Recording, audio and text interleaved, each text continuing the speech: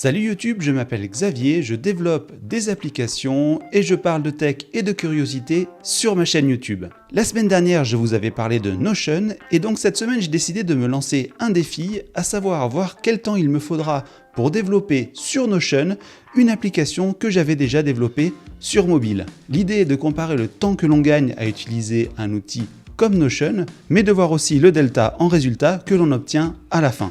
Alors pour faire ce petit challenge, je vais m'appuyer sur mon application Bikepacking Weight Calculator. Alors cette application, si je prends vraiment la partie technique code, il m'a fallu environ 2 semaines pour la coder. Donc ce que je vais faire dans cette vidéo, c'est que je vais d'abord vous présenter mon application Bikepacking Weight Calculator qui est disponible sur l'App Store et le Play Store. Et puis dans la suite de la vidéo, je vais partir d'une page blanche sur Notion et je vais essayer de voir à quel point je peux me rapprocher de ce que j'ai fait. Alors pour info, je ne sais pas du tout ce que je vais obtenir sur Notion. Si ça se trouve, je vais bloquer, je ne vais pas réussir. En fait, c'est tout l'intérêt de cette vidéo. Je vous précise rapidement ce qu'est Bikepacking Weight Calculator. L'objectif est de permettre aux cyclistes qui voyagent en vélo, qui font du bikepacking, de mesurer le poids qu'ils emportent avec eux avant de partir. L'objectif est assez simple, c'est de pouvoir créer des sacs, de mettre des objets, du matériel à l'intérieur de ces sacs, de pouvoir ensuite charger ces sacs sur leur vélo et donc de voir quel est le poids total qu'ils emportent avec eux et quelle catégorie prend le plus de poids pour qu'ils puissent économiser du poids. Alors, donc voici l'application. Quand on l'ouvre, on tombe sur la page Bike. Donc là, l'idée, c'est de sélectionner un vélo ou plutôt un scénario de voyage. Donc en fait, ici, je vais créer un nouveau scénario de voyage, l'USA Divide Road. Si vous ne connaissez pas, je vous invite à regarder ce que c'est comme voyage en vélo. Et donc là, je viens de créer mon premier voyage à vélo. Et donc, dans cette page-là, plus tard, j'obtiendrai mon poids et la répartition de ce poids. Dans cet onglet ici, je vais pouvoir ajouter des gears, c'est-à-dire du matériel sur mon vélo pour justement mesurer le poids que je mets dessus. Alors vous voyez, pour l'instant, je n'ai pas de gear sur mon vélo, donc il va falloir que je crée ce matériel. Donc je vais aller dans la page dédiée qui s'appelle Gear, et là je vais créer mon premier sac. Un sac de selle, donc on dit un saddle bag en anglais. Peut-être que ce sac, il fait 150 grammes. Là, je vais pouvoir sélectionner la catégorie du sac que j'emmène avec moi. Ici, c'est un bike luggage. Et donc là, je viens de créer mon premier sac. Je vais continuer. Donc voilà, pour l'instant, ici, j'ai fait 3 sacs. Et en fait, ces 3 sacs, quand je repars sur mon USI Divide Road, hop, si je vais dans la partie chargement, je peux mettre ces 3 sacs sur mon vélo. Donc là, je vais mettre le saddle bag, le frail bag et le top tube bag. Et donc, si je reviens ici sur ma weight distribution, je vois qu'au total, j'ai 500 grammes et que 100% de ce poids qui est emmené avec moi correspond à des sacs de voyage. Maintenant, on va un petit peu charger tout ça. Peut-être que dans mon frame bag, j'emporte avec moi de l'eau. Donc là, je vais ajouter dans mon sac de cadre un sac d'eau, par exemple, 2 kg d'eau, donc 2000 grammes. Et là, du coup, je vais dire que c'est du food and beverage, que c'est de la boisson. Ce qui est intéressant ici avec l'application, c'est que donc là, par défaut, vous avez un certain nombre de catégories disponibles, mais vous pouvez manager les catégories, c'est-à-dire créer de nouvelles catégories ou supprimer et modifier les anciennes. Moi, je vais rester pour l'instant avec celle que j'ai mis de base. Voilà, je viens de rajouter le sac d'eau et le sac d'eau, vous voyez, il est à l'intérieur de mon frame bag. Et quand je regarde mon frame bag, je vois que j'ai un item à l'intérieur.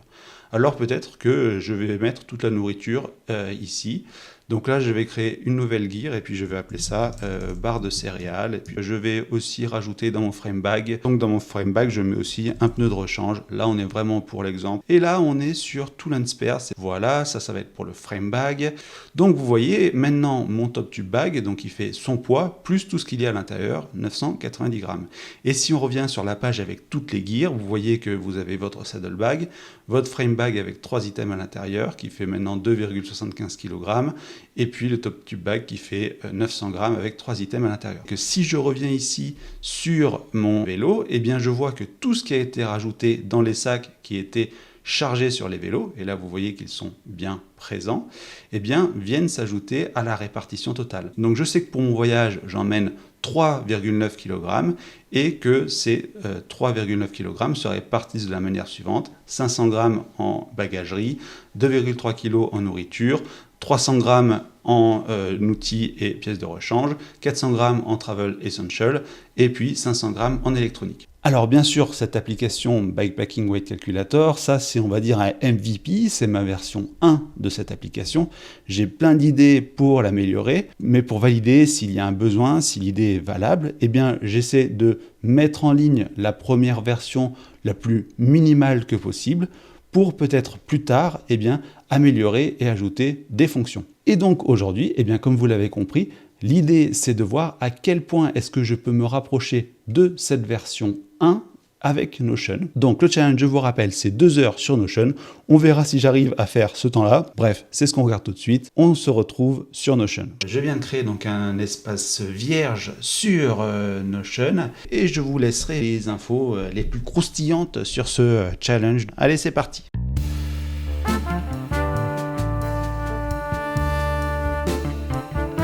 Alors, donc voilà, donc là j'ai fait la mise en page rapide. Alors, tel que je le vois déjà, je vais faire l'organisation. Donc là, je vais mettre 2 colonnes pour commencer. Un encadré que je vais appeler action rapide. Et là, encadré, pour l'instant, je vais l'appeler de manière assez simple, table. Hop, voilà. Bon, pour l'instant, on va le faire comme ça. Et donc, je vais commencer forcément par faire la première table qui va correspondre ici au bike scénario. Pour l'instant, la seule chose qu'on a, finalement, c'est son nom. Donc, on va le laisser comme ça. Ensuite, on va faire la deuxième table. Gear.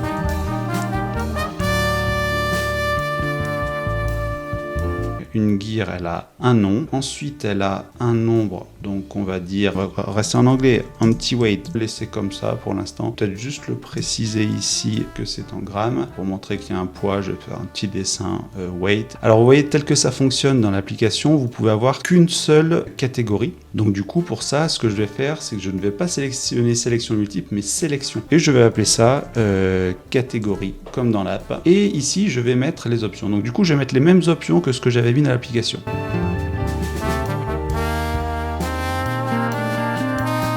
Alors, je pourrais même pousser le truc à mettre les mêmes couleurs. Alors, et tout Spears, ouais, alors j'ai plus de bleu. Bah écoutez, tout Spears, on va mettre ça en gris clair. Déjà là, quand je me vois le temps que j'ai passé à faire ça sur mon application, et là que je l'ai fait en environ 2 minutes 30, bon, ça met presque un petit coup moral. Pour l'instant, j'ai créé mes 2 tables. En fait, elles vont être la base pour la suite de l'application. Et ouais, ce qu'on va faire, on va créer la première relation à application, c'est-à-dire qu'on va dire que dans les bike setup, on peut ajouter des gears. Donc là, je reviens sur ma table bike setup et ici, je vais ajouter une propriété. Et donc cette propriété, ça va être une relation, c'est-à-dire que je vais lier bike setup à gear. J'ajoute une gear. Ce que je vais faire là, pour faire très très simple, c'est que je vais créer 2 sacs vides et qu'on va mettre dedans. Donc on va faire mon saddlebag.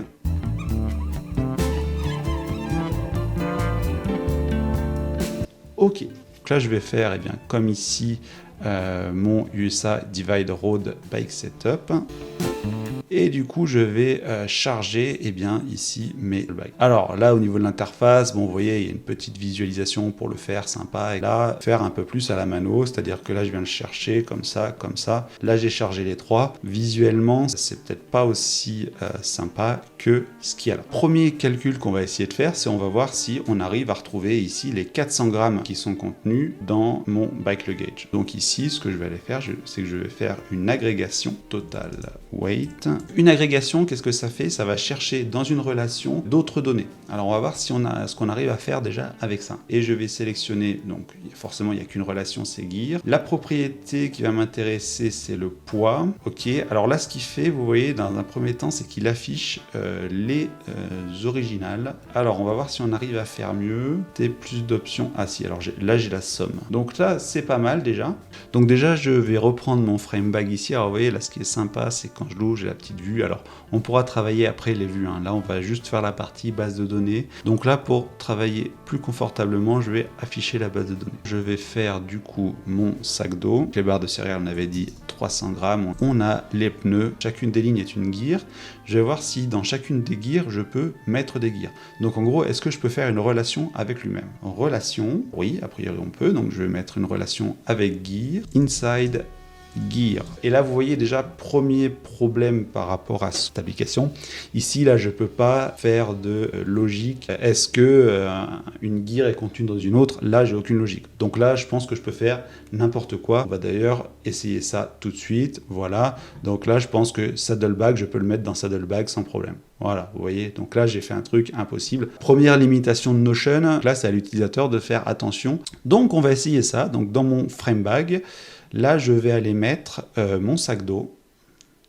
Je vais aller mettre mes barres de céréales et je vais aussi aller mettre mes pneus. Si tu aimes me voir blablater sur Notion et que cette vidéo quelque part t'intéresse ou te rend service, n'hésite pas à mettre un petit pouce, à t'abonner et à activer toutes les notifications pour être au courant de mes prochaines vidéos. Je vais voir si je peux faire une propriété que j'appellerai carried weight, une agrégation, et là je vais appeler ça carried weight.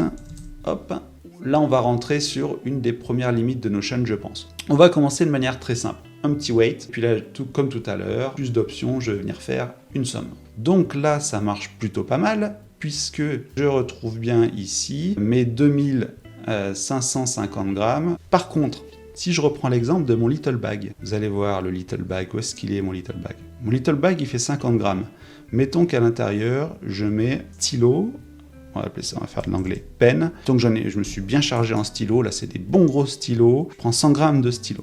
Ok, donc j'ajoute dans mon little bag 100 grammes. Donc maintenant mon little bag il fait 150 grammes. Le poids de ma saddle bag, ça fait 150 grammes. Donc le poids de tout ce qu'il y a dans du little bag plus ce qu'il contient. Donc en fait, là la force de l'application, c'est que non seulement je prends en compte l'empty weight, mais je prends en compte poids vide des éléments que je mets à l'intérieur, plus ce qu'ils contiennent. Alors que là, dans Notion, déjà, je ne peux calculer ici, pour l'instant, que le poids vide. Vous voyez, par exemple, si je refais la manipulation ici, c'est-à-dire que là, je vais créer mon little bag. Mon little bag, il va faire 50 grammes. Donc là, peu importe, on va toujours l'appeler avec le gauge. Et je vais créer mon pen ici, que j'ai fait juste avant, de 100 grammes. Si, donc, dans mon saddle bag, j'ajoute ici mon little bag, eh bien le carried weight, il est à 50 grammes. Alors qu'en réalité, ce que j'aimerais, c'est qu'il soit à 150 grammes. Alors on va voir s'il y a un moyen de contourner ça. I don't think so. No, no, no, no. Voilà, alors là, c'est là, vous voyez, bon, là c'est là où on commence à faire des choses un peu tordues. En plus, là, mis à part moi, je pense qu'il n'y a personne qui comprend ce que je suis en train de faire. I don't think so. No, no, no, no. I don't think so. Le total carried weight. Voilà. Par contre, là, ce qu'il va pas aimer, voilà, là c'est normal. Alors. Donc en fait, là, ce qu'il est en train de me dire, c'est que je suis en train de faire une boucle infinie, et donc faire tout planter. Ce que j'ai réussi à faire ici, en mettant un certain nombre de sécurités, et en étant sûr que je pourrais l'arrêter. Ce qu'on peut dire là, c'est que la relation sur elle-même marche que moyennement, en tout cas pas pour l'usage que je veux faire. Donc du coup, je vais supprimer cette relation, et je vais me contenter de quelque chose de beaucoup plus simple. Je vais juste garder leur poids seul. On n'a plus cette notion de contenant. Eh bien, je vais juste garder ça en weight. Ou ici, ça veut dire, on va devoir ajouter les sacs un par un à l'intérieur de mon divide tour. Là, ce que je vais faire maintenant, c'est faire un petit peu de mise en forme pour commencer à travailler un petit peu la visualisation de la page, que ça commence à ressembler un peu plus à une application.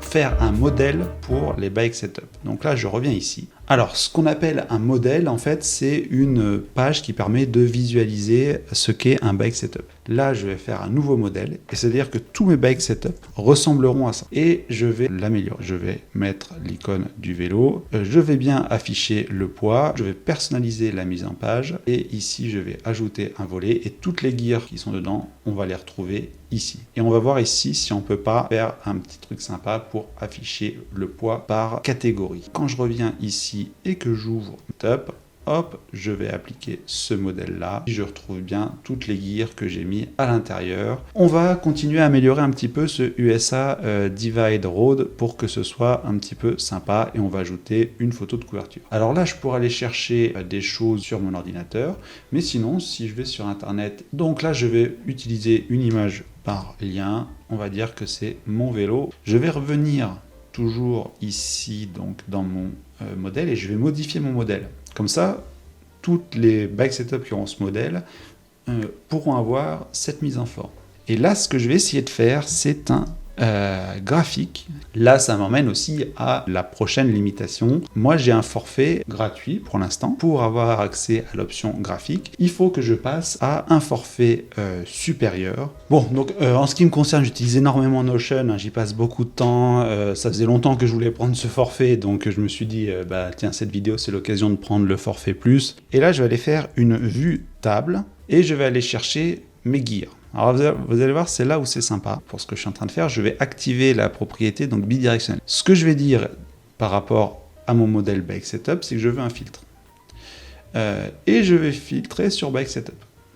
Et je vais dire que pour chaque Bike Setup, je veux voir uniquement les gears qui sont dans le Bike Setup. Je vais dupliquer cette vue que j'ai faite. Ici, je duplique. Et là, je vais l'appeler distribution, disposition. Et là, je vais faire un chart. OK. Et là, je vais aller dans modifier le graphique. Donc, je veux quelque chose de circulaire. Alors là, pour vous, c'est pas forcément facile parce que là, je l'applique directement sur le modèle. Pour que ce soit plus simple à comprendre, là, je vais le faire directement sur un bike setup. Je vais revenir ici sur mon USA Drive. Alors là, appliquez de nouveau le modèle pour, vous allez voir, retrouver ce qu'on vient de faire là. Donc là, c'est sympa, c'est-à-dire que je retrouve ici toutes les gears qui ont un USA Divide Road et donc on va aller réfléchir à la distribution. On va aller regarder et modifier un petit peu ce graphique. Je vais afficher les éléments par catégorie, ça il a fait bien. Par contre, ce que je ne veux pas faire, c'est je veux avoir le poids et je veux la somme. Ouais, ça c'est sympathiquos. Eh bien, j'ai presque fait mon app tout à l'heure. Alors, à quelques limitations près, je pense que je vais m'arrêter là. Et là, j'ai déjà quelque chose d'un petit peu sympa, c'est-à-dire que si j'ouvre un voyage, hop, j'accède à la gestion de ce voyage et je peux gérer les gears que j'emmène avec moi. Alors, pour rendre tout ça encore un petit peu plus feng shui, ce qu'on pourrait faire par exemple ici, c'est créer des petits boutons pour créer des éléments. Alors, je vais aller chercher bouton, bike setup, et quand je clique sur le bouton, je vais faire ajouter une page A, choisissez la base de données Bike Setup et je vais afficher la page. Je pense qu'ouvrir une page, la page que je vais ouvrir, eh bien, c'est la page ajoutée. Donc, si j'appuie sur Bike Setup, il me crée un nouveau Bike Setup, USA, et donc voilà, il m'a créé un nouveau petit truc et là, je peux accéder directement et là, ça y est, il m'a créé tout ce que j'avais besoin ici. Du coup, on va pouvoir faire la même chose, on va pouvoir se refaire un petit bouton. Et donc là, de la même manière, je sais pas, par exemple une pompe, pump. Je pense que je vais arrêter là. J'ai mis à peu près 1 heure, je pense même moins d'1 heure pour faire ça. On peut dire, effectivement, je n'ai pas atteint toutes les fonctions que j'ai fait dans mon MVP, c'est-à-dire qu'il y a des choses que j'ai pas pu reproduire dans Notion, mais on va dire que dans l'esprit, j'ai quand même pu faire quelque chose d'assez proche. Quand, pour faire cette petite application, il m'a fallu, comme je vous ai dit, 2 semaines environ. Bien sûr, en interface utilisateur, voilà, on a des petites barres de recherche, on a des écrans dédiés, on a des menus un peu plus sympas et on peut gérer par exemple ici la quantité. Tout ça pour dire que quelque part, assez rapidement, j'ai pu faire sur Notion quelque chose de relativement proche par rapport à ce que j'avais fait juste avant. Si je suis développeur d'application, là je me mets un peu du côté développeur d'application. Est-ce que ça remet en cause cette application que j'ai créée? Ça, je vais essayer de vous y répondre. Je vous fais mon feedback donc sur l'expérience que j'ai fait en live avec vous. J'espère que le résultat sera assez clair. Je ne suis pas beaucoup filmé en train de travailler sur Notion, en même temps en train d'expliquer. L'objectif, c'était vraiment pas de faire un tuto, mais justement de faire une expérience en temps réel et d'essayer de vous montrer le temps de faire quelque chose sur Notion quand on a un peu l'habitude. J'ai vraiment passé 2 semaines à développer cette application donc avec Flutter. Forcément, on passe beaucoup plus de temps, tout à faire de zéro. Quand là, en environ 1 heure, je pense même moins d'1 heure, j'ai réussi à obtenir le résultat que je vous ai montré. En termes de temps et d'énergie pour obtenir un résultat donné, l'écart est abyssal. L'écart en résultat est négligeable. Par contre, d'un point de vue interface, voilà, on se rend compte que quand même avec une application dédiée, on peut proposer une expérience utilisateur un peu plus claire, je pense, un peu plus adaptée, qui permet donc à l'utilisateur d'avoir quelque chose qui est vraiment fait pour son besoin. Autre différence, fonctionnellement, voilà, un des points forts de mon application, cette capacité à intégrer au sein donc des gears, d'autres gears, et donc de créer des sacs, à l'intérieur de ces sacs de mettre d'autres sacs, et quand on charge un sac sur le vélo, d'avoir toute la décomposition du poids associé à ce sac directement sur le vélo. Ce qu'on a vu, c'est qu'avec Notion, c'est pas possible de le faire de cette manière-là, et donc on est obligé d'ajouter les items un par un sur le bike setup pour obtenir la répartition du poids. Aujourd'hui, j'ai un modèle d'abonnement qui fonctionne pour l'application à quelques euros par mois. Je me pose la question de mettre Lifetime Purchase, donc c'est de l'ordre de quelques euros par mois. Dans Notion, pour faire le graphique, j'ai dû passer à la version Pro. La version Pro, là, que j'ai payée, c'est 10 euros par mois. Et si vous montez, vous pouvez monter à 20 euros par mois. Alors là, c'est plus pour les entreprises.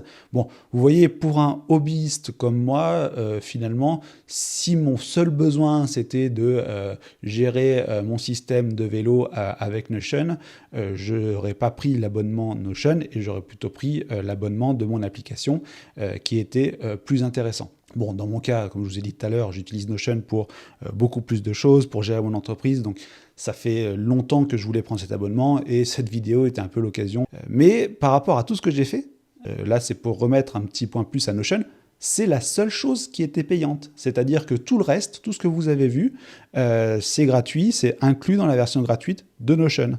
Donc, vous voyez, encore une fois, c'est quand même sympa ce qu'on peut faire avec Notion pour pas grand-chose, à savoir gratuitement. Et pour conclure, est-ce que, donc là, si je me place du point de vue développeur et pas consultant Notion, du point de vue donc développeur Flutter, est-ce que ça remet en cause mon application? Il me dira, j'ai vraiment fait n'importe quoi de passer deux semaines pour développer un truc que j'ai pu faire en 1 heure ou presque sur Notion. Est-ce que c'était complètement dingue de faire ça? Alors, première réponse, j'en sais rien, peut-être, mais ce que je pense vraiment, c'est non, ça l'était pas. Déjà, pour toutes les raisons que je vous ai expliquées, c'est que même dans cette version très très basique de l'application, déjà j'ai un avantage fonctionnel sur Notion. Deuxième chose, j'ai en tête d'autres fonctionnalités. Dans les versions futures, là, mon application dédiée va peut-être prendre un certain avantage sur ce que j'aurais pu faire sur Notion. Tout ça pour vous dire que je pense effectivement que Notion est un super outil et je pense que ce que j'ai fait là est un bout de preuve, c'est-à-dire que là vous imaginez bien, j'ai passé 1 heure, si vous passez une journée, vous multipliez la possibilité de ce que vous pouvez faire. Voilà, j'espère que ce format vous aura plu, nous on se retrouve bientôt pour de nouvelles vidéos, allez, à plus sur YouTube. Et aussi, ah oui, ce que je voulais dire, je vais voir, je ne sais pas trop encore ce que je vais faire de ce template Notion. Peut-être que si j'ai encore un petit peu de temps, je vais continuer d'améliorer ce template Notion et peut-être que je le mettrai à disposition pour que vous puissiez le télécharger et l'essayer si ça vous intéresse. En tout cas, si j'ai fait ça, ça se trouvera en description de la vidéo. Si le lien n'y est pas, c'est que je n'ai pas poussé ça plus loin. Voilà, allez, à plus!